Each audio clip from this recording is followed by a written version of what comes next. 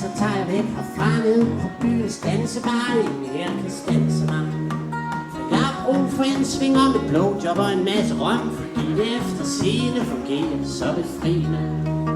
Fred, jeg gider ikke gå og være vred. Jeg kan sgu da godt forstå en skred. Vi skulle skilles ligegyldigt hvad. Så skidt med ham, hvis bare hun er glad.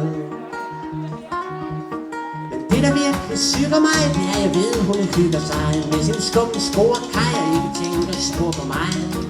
Tænk hun er så dårligt svær, vælger sådan en evne svag. Tænk hun er så pjattet med et skvat, der er så vatten.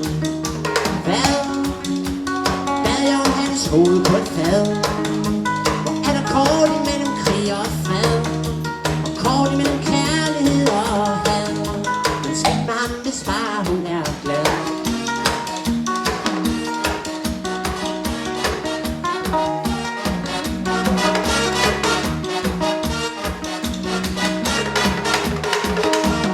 Tåbe, jeg vidste ikke, hun ville have en liste. Pikkeluske, lille viderebuks, en tøsedreng og mælkeduks.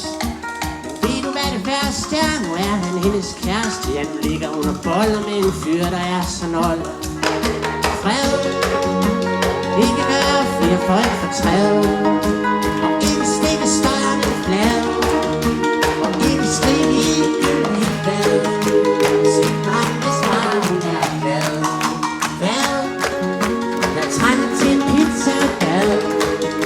Jeg trøster med en færdig fad. Snart så er jeg pludselig glad. Og når vi skilles vil jeg gå med fred. Slik med ham, hvis bare hun er glad. Og ikke skrive i gyldigt hvad. Jeg lader den skrive ned. Slik med ham, hvis bare hun er glad.